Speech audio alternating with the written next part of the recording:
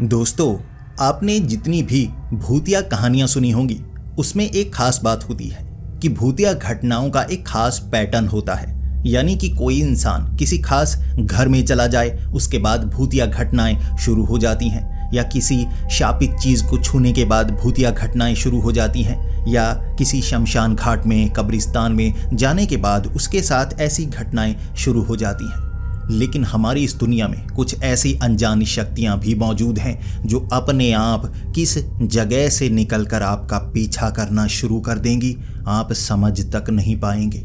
दोस्तों, आज की कहानी भी कुछ ऐसी ही है। जब आशुतोष के साथ ऐसी घटनाएं होना शुरू हो गई जिसे वो एक्सप्लेन तक नहीं कर पा रहा था, किसी को वो बताता तो वो भी इस बात को जैसे समझ नहीं पा रहा था कि उसके साथ क्या क्या हो रहा है, और आशुतोष आखिरकार उन अनजान शक्तियों से कैसे बचा था, आपको इस कहानी में जानने को मिलेगा।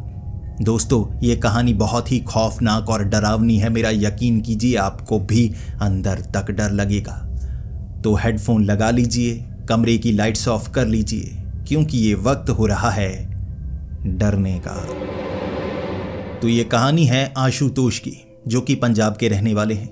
अब वो पंजाब के एक गांव में रहा करते थे और उसके बाद उन्होंने ऑस्ट्रेलिया जाने का मन बना लिया।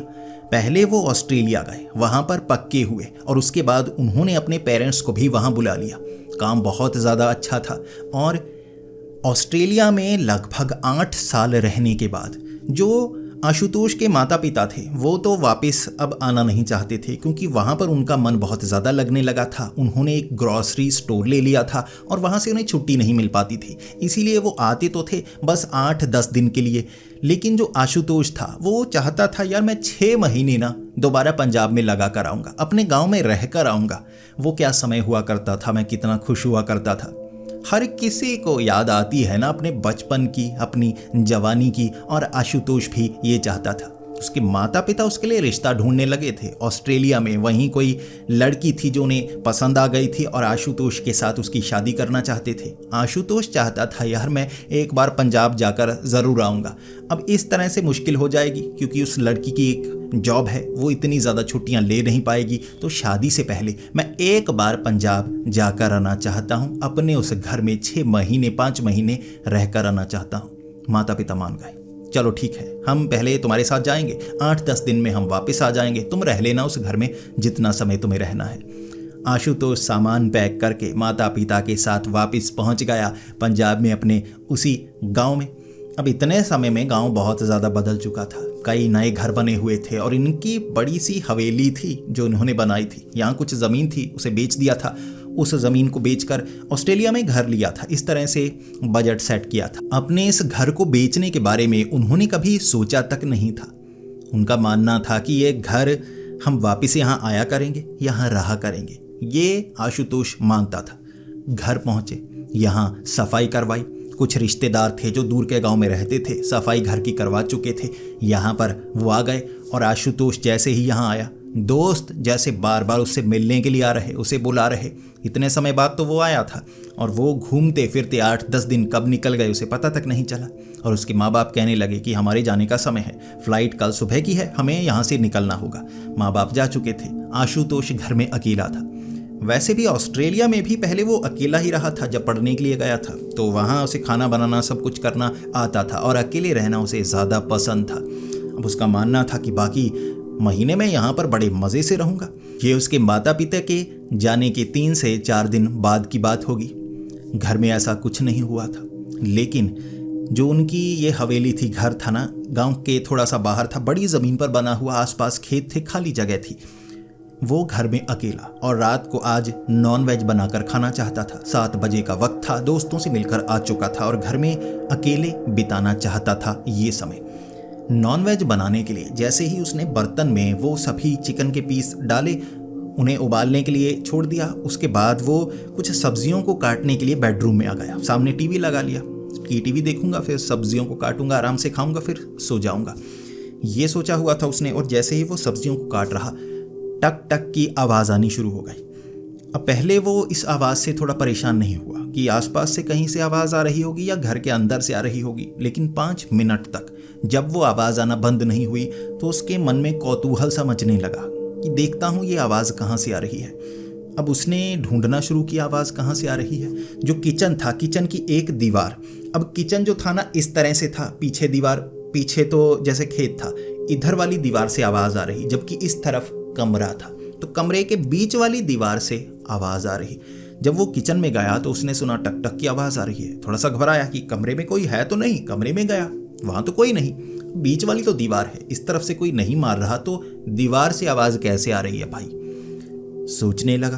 अब किचन में वो सोचे जा रहा कि ये कैसे हो सकता है, दिमाग उसका काम नहीं कर रहा। यार ये कैसे हो सकता है, दीवार से आवाज़ कहाँ से आ रही है, नीचे से आ रही है, कोई पाइप है ऊपर से आ रही है कि पाइप से आवाज़ दीवार में जा रही है। सोचता रहा लेकिन उसे समझ में नहीं आया। तब तक आवाज़ आना बंद भी हो गई थी। तो फिर उसने जैसे ही बर्तन को देखा कि वो नॉनवेज के पीस अच्छे से बॉईल हो गए हैं या नहीं, उसने वो ढक्कन उठाया, पानी बॉईल हो रहा था, जो नॉनवेज के पीस थे मौजूद नहीं, खाली पानी। देखने लगा भाई ये कहाँ गए, अभी तो मैंने डाले थे। यह वो पहली घटना थी जब उसे लगा कि घर में कुछ अजीब हुआ है, कोई जैसे नॉनवेज के पीस निकाल कर चला गया। ये कैसे हो गया। उसने बर्तन उठाया, एक तरफ रखा, गैस बंद तक नहीं की थी। इसके बाद वो देखने लगा कि बाहर दरवाज़ा बंद है, कुंडी बंद है, कोई दोस्त अंदर घुस तो नहीं आया, कोई मजाक तो नहीं कर रहा मेरे साथ ना। तो वो देखने लगा, दरवाज़ा बंद था, अंदर कोई नहीं था। फिर से दोबारा आया, जैसे ही किचन में वो जो गैस चल रही थी उसके ऊपर जैसे कपड़े, जो रोटी को बांधने के लिए कपड़े ऐसे रखे हुए थे उसकी माँ ने बहुत ज़्यादा, तो वो कपड़े गैस के ऊपर, उन्हें आग लगी हुई। जल्दी से भागा, भाई बुझाओ बुझाओ। उसने गैस बंद की। अब उन कपड़ों को काफ़ी ज़्यादा आग लगी हुई थी। पीछे जो बक्से बने हुए थे, लकड़ी के मॉड्यूलर बॉक्स बने हुए थे किचन के, तो उनको आग लगने का खतरा था। जल्दी से उसने वो कपड़े को नीचे फेंका। उसके बाद जो हाथ में आ रहा उसे बुझाने की कोशिश कर रहा। फिर बर्तन में एक कटोरी में पानी लेकर उस पर मारा, किसी तरह उसने आग बुझाई। फिर वो घबराया हुआ, ये कैसे हुआ, गैस चली छोड़ दी थी मैंने, वो तो माना, कपड़े यहाँ कैसे आ गए, वो तो कोने में रखे थे ना। उसका दिमाग काम नहीं कर रहा, ये क्या हो रहा है। उसके बाद वो सोच में पड़ा हुआ, फिर खुद को समझाने लगा, नहीं नहीं गलती मुझसे हुई होगी, ऐसा थोड़ी ना हो सकता है। फिर उसने वो बर्तन देखा कि नॉनवेज के पीस किसने निकाले होंगे, एक तरफ रखा, उसमें वो नॉनवेज के पीस मौजूद थे। जैसे कोई दोबारा डाल गया, या पहले किसी ने निकाले ही नहीं थे और उसे भ्रम हुआ।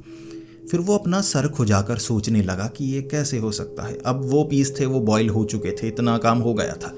फिर वो ज़्यादा सोचने नहीं लगा, बॉइल्ड पीस उसने निकाले। उसके बाद सब्जियां काटी थी, उसे थोड़ा सा भुना मिक्स करके वो खाने लगा, जो काम कर रहा, लेकिन दिमाग में वो बात घूमे जा रही। जले हुए कपड़े उसने डस्टबिन में डाल दिए थे। और उसके बाद वो 9 बजे अपने किसी दोस्त को फ़ोन लगाया करता था, यहाँ बैठकर बातें किया करता था। फिर मैं आ जाऊँ तेरे पास, शहर चलेंगे, चंडीगढ़ चलेंगे, यहाँ चलेंगे, वहाँ चलेंगे, ऐसे बातें किया करते थे। 9 बजे उसने फ़ोन लगाने की कोशिश की और उसके फ़ोन में रेंज नहीं आ रही, जैसे रेंज उड़ गई हो। और यहाँ गांव में पास में खंबे लगे हुए थे, तो रेंज गांव में फुल आया करती थी। ऐसा नहीं होता कि कभी रेंज ना आए। आज रेंज नहीं आ रही, किसी को फ़ोन नहीं कर पा रहा। अब इंटरनेट भी नहीं चल रहा, तो इंटरनेट एक्सेस नहीं कर सकता था।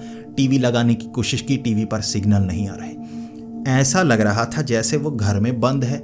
एंटरटेनमेंट के लिए कोई चीज़ उसके पास नहीं बची। और इस चीज़ से उसे गुस्सा आ रहा था कि क्या यार, कैसा नेटवर्क है। गालियाँ दे रहा, जैसा कि होता ही है कि वो विदेश से आया था कि मुझे सभी फैसिलिटीज़ चाहिए थी। फैसिलिटीज़ तो थे, आज काम नहीं कर रही थी। अब 11 बजे वो थोड़ा सा ऊब गया कि क्या करूं यार, फ़ोन नहीं लग रहा, ये नहीं हो रहा, वो नहीं हो रहा। तो वो बेड पर ही बैठा, उसे थोड़ी थोड़ी नींद आने लगी। अचानक वो टक टक की आवाज़ जो किचन से आ रही थी फिर से आनी शुरू हो गई। जैसे ही वो निकल कर गया, वो किचन में जाकर देखने लगा, भाई ये क्या हो रहा है, आवाज़ कहाँ से आ रही है। वो टक टक की आवाज़ ऐसी थी जैसे कोई भारी चीज़, लोहे की चीज़ जैसे मारी जा रही हो, टक टक ऐसे।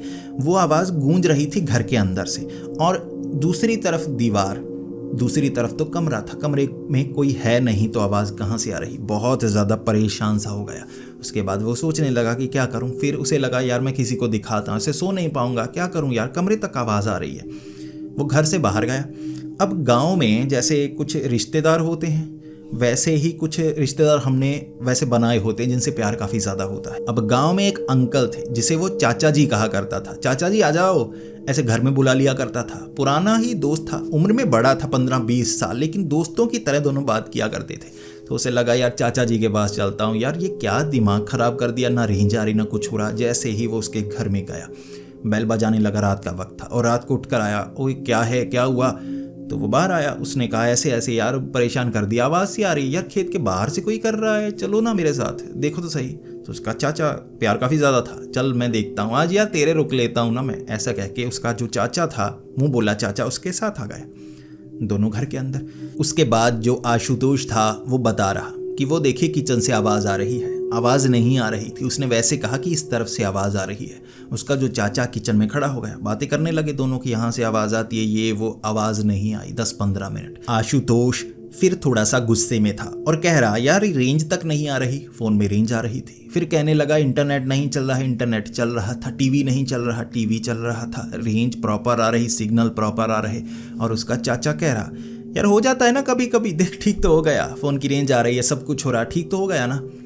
फिर वो कह रहा यार अभी ठीक है, लेकिन अभी टाइम बहुत ज़्यादा हो गया, सोने का टाइम हो गया और ये आवाज़ सोने तक नहीं दे रही थी। उसका वो जो चाचा था उसने कहा मैं यहीं रुकता हूँ। उसका चाचा वहीं उसके बेडरूम में वहीं पर सोए, रात को कोई आवाज़ नहीं आई, कुछ और ऐसा हुआ ही नहीं। सुबह उसका चाचा जो कि शहर में जाया करता था, कोई फसल का उसका काम था, यानी कि वो खेती नहीं करता था लेकिन फसल से जुड़ा कोई और काम था मंडी में किसी तरह का, वहाँ पर वो जाया करता था। तो उसका वो मुँह बोला चाचा, वो तो मंडी की तरफ निकल गया। अब सुबह दिन के वक्त जो आशुतोष था उसे लगा कि मैं किसी दोस्त से मिलकर आता हूँ, फ़ोन लगाता हूँ। जैसे ही उसने फ़ोन लगाने की कोशिश की, सुबह सुबह मोबाइल में रेंज नहीं आ रही। परेशान हो गया, रेंज क्यों नहीं आ रही। गाँव की तरफ जाने लगा। अब गाँव की तरफ पहुँच कर रेंज आ ही नहीं रही फ़ोन की। फिर किसी से पूछा, गांव में दोस्त बने होते हैं ना कुछ, यार रेंज नहीं आ रही फ़ोन की, क्या हुआ, यहाँ ऐसा ही चलता है। तो उसने कहा रेंज तो आ रही है। उसने कहा मेरे फ़ोन पे नहीं आ रही। अब जो आशुतोष था, सेम नेटवर्क जियो का, उसके फ़ोन में रेंज नहीं आ रही, दोस्त के फ़ोन में रेंज आ रही। आशुतोष ने कहा यार ये क्या मुसीबत है भाई। उसने कहा फ़ोन स्विच ऑफ कर। फ़ोन स्विच ऑफ किया, हर चीज़ कर ली, सिम निकाली डाली, फ़ोन में रेंज नहीं आ रही। वो अपने फ़ोन से फ़ोन नहीं कर पा रहा था। नंबर निकाला, दोस्त के फ़ोन से अपने एक दोस्त को फ़ोन किया। अब उसने फ़ोन कुछ समय के लिए दिया था, 5-10 मिनट के लिए, उसे भी कहीं पर जाना था। तो जो आशुतोष था कुछ समय के लिए बात कर पाया। फिर उसने कहा यार मुझे ले जाना, मेरे पास बाइक नहीं है, या बाइक छोड़ जा। उसके पास बाइक नहीं थी, दोस्त थे घुमाते रहते थे, आज उसके दोस्त फ्री नहीं थे। उसने कहा बाइक छोड़ जा, मैं खुद घूम लूँगा। उसका एक दोस्त आया, अपने दोस्त के साथ 2 बाइक लेकर आए। एक बाइक वहाँ छोड़कर उसे काम पर जाना था, वो निकल गए। अब आशुतोष तो फ्री था, 5-6 महीने छुट्टी लेकर आया था। बाइक घर में छोड़ दी, फ़ोन में रेंज नहीं आ रही। जैसे ही बाइक स्टार्ट करने लगा, घर में वो रॉयल एनफील्ड बाइक छोड़ कर गए थे कि ये विदेश से आया है, मज़ा करेगा, घूमेगा फिरेगा, कोई बात नहीं। लेकिन बाइक स्टार्ट नहीं हो रही। अब उसने हर कोशिश कर ली बाइक स्टार्ट करने की, बाइक स्टार्ट नहीं हुई। जितनी कोशिश की नाकाम। फिर उसे लगा बाइक ठीक करवानी होगी यार, मैं तो ठीक करवाऊंगा नहीं, फ़ोन करता हूँ दोस्त को। मोबाइल चेक किया, रेंज नहीं आ रही। अब क्या करूँ यार, यहाँ मुसीबत में फंसा हूँ, ना तो फ़ोन की रेंज आती है, बाइक स्टार्ट नहीं होती, घर में टीवी लगाने की कोशिश की, टीवी चलता नहीं। वो परेशान हो गया, पूरा दिन परेशान रहा। और उसने गाँव में किसी को कहा यार ये बाइक ले जाना, कहीं रिपेयर करवा दे। दोस्त को किसी के फ़ोन से कह दिया कि ऐसे बाइक स्टार्ट नहीं हो रही थी। उसने कहा मैं शाम को आता हूँ, देखता हूँ। अब शाम के वक्त तक वो गांव में रहा, कहीं जा नहीं पाया, बाइक थी नहीं, कहीं जाता तो कैसे जाता, फ़ोन लगा नहीं पा रहा था। किसी से मांग कर फ़ोन करता, जिस किसी को फ़ोन करता वो कह देता बिज़ी है। अब किसी के फ़ोन से ज़्यादा फ़ोन तो किए नहीं जा सकते ना, तो वो गांव में ही फंसा सा रहा। शाम के वक्त दोस्त आया, दोस्त ने कहा बाइक कहाँ है। उसने कहा यार गांव में कोई मैकेनिक है, वो ठीक कर रहा होगा यार, उसी के पास खड़ी है, स्टार्ट नहीं हो रही थी। वहाँ गया, बाइक स्टार्ट हो रही थी। उसने कहा भाई कुछ ख़राब नहीं था, बाइक तो मैंने स्टार्ट करके कोशिश की, स्टार्ट तो हो गई ना।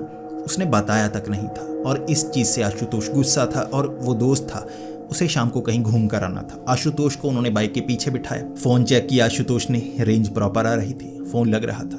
दिन के वक्त पहले ऐसा हुआ ही नहीं था। शहर में घूमे, शहर में घूमने के बाद जैसे ही आशुतोष वापस घर आया, उसे गांव में छोड़ दिया। अब घर में वो खाने पीने का सामान लेकर आया था, कुछ खाकर आया था शहर में, और उसके बाद कुछ खाने पीने का सामान जो सुबह के वक्त वो ब्रेकफास्ट करेगा। और किसी ने कहा था चल यार हिमाचल घूम कर आते हैं, 1-2 दिन छुट्टियां मना कर आते हैं। घर वापस आ गया था, सामान लेकर घर के अंदर उसने रखा, बेडरूम की तरफ जा रहा, टक टक की आवाज़ शुरू हो गई। अब ये जो टक टक की आवाज़ थी ना, जैसे ही भागा किचन की तरफ की, कहाँ से मुसीबत की आवाज़ आ रही है। किचन से आवाज़ नहीं आ रही थी, छत से आवाज़ आ रही थी। अब ये सिंगल स्टोरी घर था, ऊपर माउंटी बनी हुई थी। अब ये आवाज़ वहाँ से आ रही थी जहाँ ऊपर माउंटी थी, सीढ़ियों के पास। ऊपर गया, ऊपर कुछ नहीं। अब ऊपर से उसने सुनने की कोशिश की कान लगाकर, तो वो जो छत थी ना, ठक ठक की आवाज़ आ रही, नीचे से साफ आवाज़ आ रही, जैसे वो जो छत थी उसके बीच में कोई घुस गया हो, इंसान या भूत जो आवाज़ कर रहा हो। लेकिन वो परेशान हो गया था, उसे समझ में नहीं आ रहा कि मैं क्या करूं। उसके बाद वो नीचे खड़ा हो गया, फिर देखने लगा, यार मैं क्या करूं यहाँ पर, ये आवाज़ मुझे परेशान कर रही है। फिर सोचने लगा कि किसी और कमरे में चलता हूँ जहाँ आवाज़ ना आए। तभी उसने देखा कि टक टक करते हुए ना ऊपर से, जैसे छत पर पेंट हुआ था तो एक पपड़ी उतरी, जैसे किसी ने ऊपर से भारी चीज़ मारी हो और पपड़ी नीचे गिरी उसके सामने। फिर वो देखने लगा, ये क्या, जैसे सच में ऊपर से कोई मार रहा हो। थोड़ी सी पपड़ी निकली, थोड़ा सा बुरादा गिरने लगा, जैसे सीमेंट, ठीक है, बारीक बारीक चीज़ जैसे तोड़ी जा रही हो। थोड़ी सी दरार आई और धीरे धीरे दरार बड़ी होने लगी, आवाज़ भारी आने लगी। वो देखे जा रहा, क्या हो रहा है, ये क्या हो रहा है। दरार काफ़ी मोटी हुई, उसने देखा दरार के बीच से उंगलियां निकलती हुई। ये घटना ने उसे ऐसा डराया कि वो जैसे खुद की सांस को रोककर, पीछे सोफा था ना, पीछे सोफे पर गिर गया। उसको घबराहट हो रही थी, जैसे उसके माथे पर पसीना आने लगा था, हिला नहीं जा रहा, इतना ज़्यादा डर गया। जब हम डरते हैं ऐसा हो जाता है। आंखें फटी पड़ी देख रहा था सामने क्या है। दरार से उंगलियां निकली और ऐसे उंगलियां निकली और ऐसे एक आंख, छत से ऐसे आंख उसे दिखी और वो चीखता हुआ वहाँ से बाहर की तरफ भागा। वो सीधा घर से बाहर और अपने वो चाचा के पास गया। वो गेट को तोड़ना चाहता था, तोड़कर निकलो बाहर, निकलो बाहर। ये देखो क्या हुआ। उसका वो चाचा था, मुँह बोला, उनके कुछ आसपास घर थे जान पहचान वाले, ऐसे ऐसे हुआ, भूत वगैरह। तो वो इकट्ठे हो गए, क्या हुआ, सच में ऐसा हुआ। सब घर आए, छत सही सलामत, कोई पपड़ी नहीं उतरी थी, कोई दरार नहीं आई थी। लेकिन आशुतोष कह रहा, मुझे वो नजर आया, मैं झूठ क्यों बोलूँगा। अब वो भूतों पर यकीन नहीं करता था, ऑस्ट्रेलिया से आया था, वो ऐसी चीज़ों पर, अंधविश्वास पर, धर्म पर भी विश्वास नहीं करता था। वो इन सब चीज़ों से दूर होने की बात कर रहा था। वो ये बात कर रहा तो सबके होश उड़े कि भाई ये क्या, सच में ऐसा हुआ या तुझे सपना आया। उसने कहा नहीं, कुछ दिनों से, 1-2 दिनों से ये सब हो रहा है, मुझे लग रहा है यहाँ कुछ अजीब है। फ़ोन चेक किया, फ़ोन में रेंज नहीं आ रही। उसने दिखाई दी, ये देखो चाचा जी, मेरे फ़ोन में रेंज नहीं आती, इस घर में कुछ है, घर में कुछ है। तो उसके चाचा ने कहा, तू मेरे साथ आ, चल चल छोड़, तू आज रात ऐसा कर, मेरे साथ रह। तो उसका वो चाचा मुँह बोला, उसे अपने साथ ले आया। तो वो उस चाचा के घर में 1-2 खटिया थी, जो गांव में होती है ना, लकड़ी की खटिया, रस्सियों से ऊपर चादर बिछाकर वहाँ बाहर कभी कभी सो जाते हैं। तो इस तरह खटिया कमरे में लगा दी। चाचा एक तरफ सोया हुआ था और वो कुछ बातें करने के बाद उसका चाचा जल्दी ही खराटे मारकर सोने लगा। उसे तो पक्की नींद आ गई थी। आशुतोष को वो घटना दिमाग में घूमती गई। वो जैसे उस घटना से निकलना चाहता था। नींद तब आती जब वो ख्याल दिमाग से बाहर निकल पाते। अब आधी रात का वक्त हो गया, नींद उसे आ नहीं रही थी। अचानक उसकी छाती में ना यहाँ पर खारिश होने लगी। धीरे धीरे जैसे खारिश हो रही थी, कुछ चीज़ हो या कोई कीड़ा वीड़ा चला गया हो शर्ट में, ऐसे खारिश हो रही। वो थोड़ी थोड़ी खारिश कर रहा, करते करते खारिश ऐसी बढ़ने लगी जैसे किसी कीड़े ने काटा हो, कोई इन्फेक्शन हो गया हो। ऐसे खुरचते खुरचते खुरचते बहुत ज़्यादा खारिश होने लगी और धीरे धीरे जैसे यहाँ पर खून आने लगा। नाखून से इतना उसने खुरचा कि यहाँ पर खून आने लगा। अब अपने मुंह बोले, चाचा को उठाना भी नहीं चाहता था क्योंकि खारिश तो उसके हो रही। फिर बदन पर खारिश होने लगी, पीठ पर खारिश होने लगी, इतनी ज़्यादा खारिश करता कि थोड़ा थोड़ा खून आने लगा। और धीरे धीरे उसे लगने लगा, ये क्या है, ये क्या मुसीबत है, कैसी खारिश है, इस खटिया पर कुछ ऐसा है या कोई है ऐसे कीड़े जो मुझे काट रहे हैं। तो उसने जल्दी से कहा, चाचा जी कुछ काट रहा है मुझे। तो उसके चाचा को पहले होश नहीं था, वो तो नींद में था ना, गहरी नींद में खराटे मार रहा। तो हिलाने के बाद उसका वो चाचा उठा और कहने लगा, क्या हुआ। आधी नींद में ही कहने लगा, क्या हुआ। तो उसने कहा, ऐसे ऐसे कुछ खारिश हो रही है। जैसे उन्होंने लाइट जलाई, जो आशुतोष था ना, उसके कपड़े फटे हुए। उसने नाखूनों से खुरच खुरच कर जैसे कपड़े अपने फाड़ दिए हों, पीछे पीछे, छाती पर निशान, पीठ पर निशान। उसने जब शर्ट उतारी, उसका वो चाचा डर गया था, बहुत ज़्यादा डर गया, क्योंकि उसकी पीठ पर ऐसे निशान बने हुए इतने ज़्यादा। कोई बेवकूफ़ होगा जो अपने शरीर को इतना ज़्यादा खुरचेगा, ऐसी खरोंचे डालेगा। उसके चाचा ने तब कहा था, तुझे किसी के पास ले जाना होगा, तेरे घर में जो मुसीबत है शायद उसका असर तुझ पे तो नहीं हो रहा, तेरा दिमाग ख़राब तो नहीं हो रहा। कुछ ना कुछ हमें करना होगा। अगले दिन सुबह के वक्त अपने उस मुँह बोले चाचा से उसने काम से छुट्टी ले ली थी। जो आशुतोष था पहले तो शहर गया, कुछ मेडिसिन ली, दवाई ली डॉक्टर के पास। अब जनरल डॉक्टर के पास गए थे बुखार की, खरोंच की ऐसी दवाई लेने के लिए। पहले तो उस डॉक्टर ने कहा था कोई बात नहीं, यहाँ तुम विदेश से आए हो ना, खाना अच्छे से पच नहीं रहा होगा तो नींद अच्छे से आती नहीं, कभी कभी ऐसे ख्याल आ जाते हैं। लेकिन जो आशुतोष था उसका मानना था वो सिर्फ ख्याल नहीं थे, वो सच में हो रहा है। मोबाइल में रेंज नहीं आती, ये सब सच में हो रहा है। फिर 12 बजे के करीब उसके चाचा को और काम थे, आशुतोष को उसके घर छोड़ा। आशुतोष उस घर में डर रहा। दिन के वक्त पर्दे उसने साइड किए हुए ताकि रोशनी घर के अंदर अच्छे से आ पाए। लेकिन आशुतोष को बेवजह उस घर से बहुत ज़्यादा डर लग रहा, लेकिन लगाव उस घर से था, इसीलिए वो रुका था। वो इस मुसीबत को ख़त्म करना चाहता था। बचपन की यादें उसकी जैसे इस घर से जुड़ी थी, और अगर ये चीज़ें हो रही हैं वो इसके घर से कैसे हो रही हैं? इसी घर में बचपन निकला है, काफ़ी पुराना घर था ये। ऐसी घटनाएं पहले तो कभी नहीं हुई थी। दोपहर के वक्त टक टक की आवाज़ शुरू हो गई। अब ये टक टक की आवाज़ आने लगी थी एक कमरे से। अब ये कमरे की दीवार जिसके पीछे खेत लगते थे, वो वहाँ से टक टक की आवाज़ सुनने लगा। फिर खेत के पीछे गया, पीछे से तो कोई कुछ कर नहीं रहा था, तो ये आवाज़ कैसे आ रही? फिर घर के अंदर आया, टक टक की वो आवाज़ आने लगी। तो उसने क्या किया, जैसे उसका दिमाग घूमा या वो बहुत ज़्यादा गुस्से में था, भारी चीज़ उठाई, उसने भी इस तरफ से टक टक करके मारनी शुरू कर दी। अब उधर से टक टक की आवाज़, उसे लग रहा था पाइप से कोई आवाज़ आती है या सच में वो भूत है, वो मुझे परेशान करना चाहता है, मैं उसे परेशान करूँगा। टक टक टक ऐसे 3 आवाज़ आती थी कि टक टक टक, फिर बिल्कुल शांति, टक टक टक, बिल्कुल शांति। अब जो आशुतोष था उसने भारी चीज़ ली, बिल्कुल सेम पैटर्न में उसने भी वो दीवार पर मारना शुरू कर दिया। टक टक टक, फिर शांति, टक टक टक, फिर शांति। फिर दूसरी तरफ से 1-2 बार ऐसा करने के बाद सिर्फ एक बार आवाज़ आई, टक, बिल्कुल शांत। अब जैसी उधर से आवाज़ आती ना दीवार के बीच से, आशुतोष बिल्कुल वैसी आवाज़ करता, टक टक टक। और उसके बाद जैसे बिल्कुल खाली हो गया, बिल्कुल आवाज़ आनी बंद हो गई और आशुतोष सोचने लगा, आवाज़ें बंद हो गई। आशुतोष ने वैसे ही 2 बार टक टक करके मारा। अब जो आवाज़ आशुतोष ने की, दूसरी तरफ से वैसी आवाज़ आई, टक टक। आशुतोष थोड़ा सा घबराया, उसने 3 बार टक टक टक किया, सामने से 3 बार टक टक टक की आवाज़। वो जिस पैटर्न में टक टक की आवाज़ करता, सामने से बिल्कुल वैसी आवाज़ आती, दिन के समय, बिल्कुल रोशनी में। अब टक टक करते करते वो डरने लगा। पहले उसे लगा था कि दीवारों से आवाज़ आती है, पाइप से आवाज़ आती है, अब तो जैसी आवाज़ वो निकाल रहा है वैसी आवाज़ सामने से आ रही है। इस चीज़ ने उसे बहुत डराया और वो घबरा गया और उसने आवाज़ करनी बंद कर दी। जब उसने आवाज़ करनी बंद कर दी, सामने से टक टक की आवाज़ आई, जैसे वो उसे बुलाने की कोशिश कर रहा।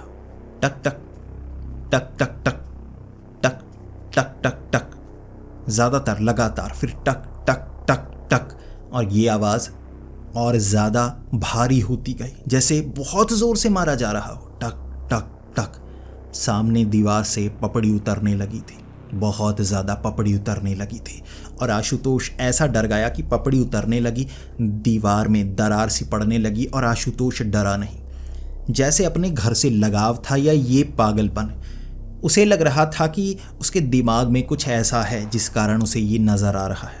उसको डॉक्टर ने समझाया था कि छत पर अगर उसे वो नज़र आया तो पपड़ी तो थी नहीं, कोई बुरादा सीमेंट नज़र नहीं आया, छत बिल्कुल ठीक हो गई, ऐसा नहीं हो सकता। छत टूटी थी तो टूटी रहनी चाहिए थी ना, ये उसके दिमाग में है। आशुतोष वो बात सोच रहा। जैसे ही दीवार पर दरार उसे नज़र आने लगी, उसने वो भारी लोहे की चीज़ ली, दीवार पर मारनी शुरू कर दी। दरार बड़ी हो रही थी तो वो दरार में वो भारी चीज़ को घुसाने की कोशिश कर रहा।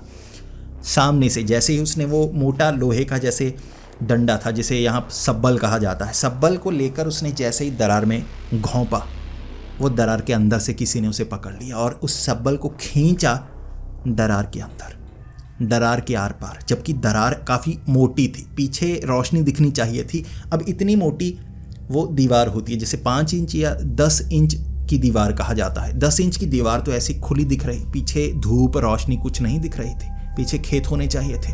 वो सब्बल दरार के बीच किसी ने खींच लिया था और उसके बाद जो उंगलियां निकली और एक पूरा सर, काले रंग का लंबे बाल, लाल रंग के बाल थे, सफ़ेद आंखें और काला पूरा चेहरा। वो पूरा चेहरा बाहर आया था और हंस रहा था आशुतोष पर। आशुतोष वो देखकर इतना ज़्यादा घबराया, घर से बाहर की तरफ भाग निकला। अब आशुतोष डर कर आसपास के किसी घर में गया। वहाँ जाकर कहने लगा ऐसे हुआ। 2-4 लोग, दिन के वक्त थे, कोई डरा नहीं था, घर के अंदर आए। उन्होंने दीवार देखी, दीवार पर कोई निशान ही नहीं था। वहाँ लोहे का वो जो सब्बल वो मौजूद नहीं था, वो कहाँ गया। अब आशुतोष को खुद पर भी भरोसा नहीं हो रहा। वो समझ भी नहीं पा रहा ये सच घटना हो रही है या नहीं। लोहे की वो चीज़ उसे दोबारा नहीं मिली, वो सब्बल, और दरार भी नहीं दिख रही। तो किसी को भरोसा नहीं कि ऐसे भूत दिखा। सबने कहा कि घर छोड़ दे, ऐसा कर, तू चला जा यार, तुझे यहाँ थोड़ा सा भ्रम हो रहा है। लेकिन वो मान रहा था कि वो छुट्टियाँ बिताने के लिए आया है, तो ऐसी शक्ति उसे परेशान नहीं कर सकती। इसका निपटारा करूँगा। उसके बाद उसे अब इन चीज़ों पर भरोसा होने लगा कि मुझे दिमाग में ही नहीं, ये असल में है, और सबको ऐसा लग रहा है कि मैं पागल हो रहा हूँ। ये चीज़ मुझे पागल बनाना चाहती है। उसने अपने चाचा जी का इंतज़ार किया। शाम को चाचा जी आए। उन्हें कहा कि ऐसे ऐसे नज़र आया, मेरे साथ कुछ कीजिए। डॉक्टर के पास जाने वाली बात नहीं है। कोई बाबा वाबा, कोई ऐसी शक्ति वाला, मैंने सुना है यहाँ ऐसी शक्तियों वाले होते हैं। पहले मैं यकीन नहीं करता था, अब चलो चलते हैं किसी के पास। शहर से एक बाबा को लेकर आए। अब बाबा ने घर में जो करना था सब कुछ किया, यंत्र वंत्र लगाने को दिए, ये दिया, और बाबा ने कहा ऐसा तो कुछ महसूस नहीं हो रहा घर में। यंत्र वगैरह लगा दिए। उसके बाद झाड़ फूक जो करनी थी, जो भी करना था आशुतोष के साथ वो किया। आशुतोष ने चुप करके करवाया। अब उसे लगा कि मैं यहाँ रह सकता हूँ। अब उसके चाचा जी कह रहे थे मैं तुम्हारे साथ इस घर में रहूँगा। अकेले तू क्यों रहेगा? शाम को मैं आ जाया करता हूँ, अंधेरे में यहाँ अकेले तुझे डर लगेगा। मैं भी तेरे साथ रहूँगा, और मैं भी अच्छे से मुर्गा बनाकर खाएंगे, देसी मुर्गा खाएंगे इस बार खुद। तो ऐसे तैयारियां कर रहे, और शाम के वक्त टक टक की आवाज़ शुरू हो गई। अब ये टक टक की आवाज़ आशुतोष को सुन रही, उसके चाचा को नहीं सुन रही। आशुतोष कह रहा है ये देखो आवाज़ आ रही है। उसका चाचा कह रहा नहीं आ रही आवाज़, मुझे तो सुनाई नहीं दे रही। तब आशुतोष को खुद पर भी शक होने लगा था, कहीं मेरे दिमाग में ही तो नहीं, कहीं मैं पागल ही तो नहीं हो रहा। वो आवाज़ें सुनाई दे रही और अपने आप बर्तन गिर रहे। जब आशुतोष किचन में होता, किचन से बाहर निकलता, पीछे बर्तन गिर जाते। आशुतोष कहता चाचा जी बर्तन गिरे हैं, और चाचा जी कहते गिरे हैं, किसी ने गिराए, तूने देखे? आशुतोष ने कहा नहीं देखे नहीं, लेकिन मैं बाहर था तब गिरे। और उसके चाचा को लगता कि ये गिरा कर कह देता होगा कि मैंने नहीं गिराए, भूत ने गिराए। अब चाचा को उस पर शक होने लगा था। अब मोबाइल की रेंज, वो कहता मैं फ़ोन लगाने की कोशिश कर रहा हूँ, रेंज नहीं आ रही। चाचा उसका फ़ोन पकड़ता और मोबाइल पर नंबर लगाता, नंबर लग जाता। आशुतोष से नंबर नहीं लग रहा था। आशुतोष के हाथ में जैसे आते ही मोबाइल की रेंज उड़ जाती। चाचा चेक करता, रेंज आ जाती। जैसे जानबूझकर आशुतोष को परेशान किया जा रहा था। आशुतोष बाथरूम में जाता, नल से पानी नहीं आता, शावर नहीं आता, पानी रुक जाता, गीज़र काम नहीं करता। वो पागल होने के कगार पर था। उसे लग रहा कि यार इस घर में कुछ है, कोई चीज़ है जो मुझे परेशान कर रही। तो उसके चाचा ने कहा घर छोड़, तू मेरे साथ आ जाना, हमारा भी बड़ा घर है, वहाँ पर रह ले। वो उस घर में चला गया। वहाँ आवाज़ें सुनाई देने लगी। उसे ऐसा लगने लगा ज़मीन से हाथ निकलता है, उसकी टांग पकड़ता है, उसकी जो खटिया है वो चादर को नीचे फेंक देता है, बर्तन गिरा देता है। बाथरूम में जाता, बाल्टी टूट जाती। वो तो हाथ तक नहीं लगाता, वो बाहर आता, बाल्टी टूटी होती, टक की आवाज़ आती। सब आते, बाल्टी टूटी होती। वो कहता मैंने नहीं की। वो कहता किसी भूत ने की, पीछे हुआ अपने आप। अब कोई कैसे मानता? जब वो जहाँ जाता वो चीज़ होती और उसे कुछ चीज़ें नज़र आती। वो कहता भूत वूत। सबको लगने लगा था वो पागल हो रहा है। आशुतोष को भी लगने लगा था शायद वो पागल हो रहा है और ऐसी चीज़ें वो कर रहा है, वो भूल रहा है। उसे कुछ समझ नहीं आ रहा। उसे बस यही डर था कि मैं शायद पागल हो जाऊंगा। अगले कुछ दिनों तक ऐसे हालात बनते रहे। वो जिस घर में जाता ऐसी हरकतें करने लगता। उसके बाद खुद को खुजाने लगता, सर दीवार पर मारने लगता, और वो कहता कि उसे जैसे कोई भूत नजर आता है दीवार पर। उसे खींच कर ना दीवार के पार ले जाने की कोशिश करता है, और वो बस मार कर किसी तरह सर मारता है। हाथ पकड़ लेता है वो भूत, तो वो सर मार कर उससे बचता है, जबकि सामने वाले को नजर आता है दीवार पर वो सर मार रहा होता है। अब सबको लग रहा था वो पागल है। उसके घर वालों को बता दिया गया। वो विदेश से अब आ चुके थे। इमरजेंसी फ्लाइट बुक की और कहा आओ यार, ये क्या, ये इतना कुछ हो गया, मैं बताया नहीं किसी ने। अब कोई क्या बताता कि ये सब हो रहा है। जब फ़ोन पर ये बताया, माँ बाप यहाँ आ चुके थे। अब वो घर के अंदर थे। आशुतोष जब वो घर के अंदर आए थे ना, आशुतोष ने घर का जो हाल बना दिया था कोई यकीन नहीं कर पा रहा था। हथौड़े मोटे लेकर आया था, लोहे की चीज़ें लेकर आया था, दीवारों पर मारता, दीवारों से ईंटें उखाड़ देता, हर दीवार में छेद किया था उसने, जैसे मार मार के छेद की आवाज़ आती है, किस तरफ से आती है, बीच से आती है, बीच से आती है, मैं ईंट तोड़ दूंगा, ऐसे करके बीच से ईंटें तोड़ देता था वो। घर को बर्बाद कर दिया था, चीज़ें तोड़ दी थी, टीवी तोड़ डाला था उसने, टीवी को तोड़ डाला था। और बीच में ना, जैसे टीवी पुराना मोटे वाला टीवी था, उन्होंने एलसीडी ली नहीं थी, वो मोटे वाले टीवी का जो आगे वाला हिस्सा होता है ना, वो तोड़ दिया था, उसमें सीमेंट भर दिया था और पूरा बंद कर दिया था। वो कहता था इससे कुछ निकलता है, कुछ निकलता है, मुझे पकड़ने की कोशिश करता है। सीमेंट भर दिया मैंने, क्योंकि किसी के घर जाता उसे लगता मैं पागल हो जाऊंगा। अपने घर में वो इस चीज़ से लड़ने की कोशिश कर रहा। और माँ बाप ने, उन्होंने भी बाबा के पास जाकर झाड़ फूक की कोशिश की, मंदिर के पुजारी को बुलाया, घर में हवन यज्ञ करवाए, लेकिन जैसे कोई फ़र्क नहीं पड़ रहा था। या तो ये दिमागी असर था आशुतोष का, या सच में इस घर में कुछ था। लेकिन अगर घर में कुछ था, वो कहीं और जाता, वहाँ भी उसके साथ ये रहता। हर चीज़ कर ली कि भूत का निवारण नहीं हो पाया। कोई भूत किसी को नज़र आता ही नहीं, सिर्फ आशुतोष को नज़र आता। इसके बाद जब किसी के पास कोई सल्यूशन नहीं था, कोई रास्ता उन्हें मिल नहीं रहा था, तो अंत में एक ही तरीका उन्होंने सोचा। कई पुजारी थे, उनके पास जाए, हर किसी के पास जाए, और किसी ने कहा था हरिद्वार में गंगा नदी में स्नान करके आओ, शायद शुद्ध हो जाए। ये बच्चे के सर पर किसी तरह की प्रेत आत्मा है, और अगर वहाँ नहाने के बाद भी ये ठीक नहीं हुआ तो डॉक्टर को दिखाइए, साइकेट्रिस्ट के पास जाइए। वो साइकेट्रिस्ट के पास जा रहे थे, लेकिन साइकेट्रिस्ट भी कहता कि ये ठीक लग रहा है, लेकिन कभी कभी जैसे दौरा पड़ता है। उसे नींद की गोलियाँ दी जा रही थी, रात को नींद की गोलियाँ खाता, नींद ही नहीं आती उसे, कुछ नहीं हो रहा। हरिद्वार में जाकर आया, वहाँ माथा टेका, वहाँ नहाया, गंगा नदी में स्नान किया, और उसके घर वाले कह रहे थे कि ऑस्ट्रेलिया ले जाएंगे। वहाँ जाने के बाद वहाँ पर ना साइकेट्रिस्ट को दिखाएंगे, इन चीज़ों से दूर रहेगा, शायद थोड़ा असर पड़े। दवाइयों का असर तक नहीं पड़ रहा था। हरिद्वार से वापस आया, सामान पैक किया, घर वाले निकले। और कमाल की बात, वो गांव छोड़ने के बाद, वहाँ से जाने के बाद, फ़्लाइट उसकी 16 घंटे लेट थी, तो वहाँ उन्होंने होटल किया था। उन्हें डर था रात को होटल में ये अजीब सी हरकतें करेगा, दीवार ये वो, कुछ नहीं हुआ। तो वो रात सबसे अच्छी गुजरी, बिना दवाई खाए उसे नींद आई। फ़्लाइट लेकर गए ऑस्ट्रेलिया, वहाँ रहे। साइकेट्रिस्ट के पास वो नहीं गए, 5 साल इस घटना को हो गए हैं, वहाँ किसी साइकेट्रिस्ट के पास नहीं गए। कोई दीवार में कुछ नज़र नहीं आया, किया कराया, कुछ ऐसा नज़र नहीं आया। उनके पास इस चीज़ का जवाब नहीं था।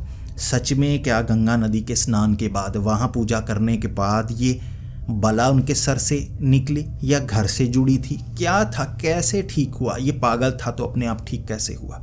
किसी चीज़ का किसी के पास जवाब नहीं था। लेकिन आशुतोष अब दोबारा वापस घर आने से डरने लगा था। वो अब चाहता था कि मैं दोबारा गांव में उस घर में नहीं जाऊंगा। वो उसकी ज़िंदगी की सबसे बुरी घटनाएं थी, बुरे दिन थे, जिसे वो भुला चुका था और आगे की ज़िंदगी जीना चाहता था। लेकिन जवाब उसे कभी नहीं मिल पाया। वो अनजान शक्ति क्या थी, अनजान काली शक्ति क्या थी जो उसके सर पर चढ़ गई थी और ये चीज़ें हो रही थी उसके इर्द गिर्द। आज तक वो जवाब चाहता है, उसे मिला नहीं। दोस्तों, अगर आपके पास इस चीज़ का जवाब है तो प्लीज़ नीचे कमेंट्स में ज़रूर बताएं। जैसा मैंने आपको कहा, कुछ ऐसी काली शक्तियाँ होती हैं जिनको समझना असंभव के समान होता है, और वो कब आती हैं, कब जाती हैं, कहाँ से आती हैं, कहाँ जाती हैं, ये हमारे दिमाग से परे का खेल है। अगर आपको कुछ जानकारी हो या ऐसी कोई कहानी आपको भी पता हो, नीचे कमेंट्स हैं, आप कमेंट्स में बताएं, या नीचे आपको इंस्टाग्राम आईडी मिलेगी, वहाँ पर आपको अपनी कहानी लिखने का पूरा मौका मिलेगा। अपनी कहानी मुझे दीजिए, अपने अंदाज में उसे और मज़ेदार बनाकर मैं आपके सामने प्रस्तुत करने की कोशिश करूँगा। और मेरे कुछ दोस्त हैं जिन्होंने अपनी कहानियाँ भेजी हैं और उनकी कंप्लेंट रहती है कि मैंने उनकी कहानी नहीं सुनाई। तो मैं अच्छी कहानियाँ निकालता हूँ, मेरे पास बहुत ज़्यादा कहानियाँ आती हैं आप बीती कुछ लोगों की, लेकिन कुछ कहानियाँ भाई सच में यार बताने लायक नहीं होती। कई भेज देते हैं, मैं वहाँ जंगल में गया, सामने भूतनी नजर आई, मैं भाग आया। भाई 4 लाइनों को मैं कैसे 4 लाइनों की कहानी आपको बताऊँ? आप बताइए, ऐसी कहानी मैं कैसे प्रेजेंट करूँ?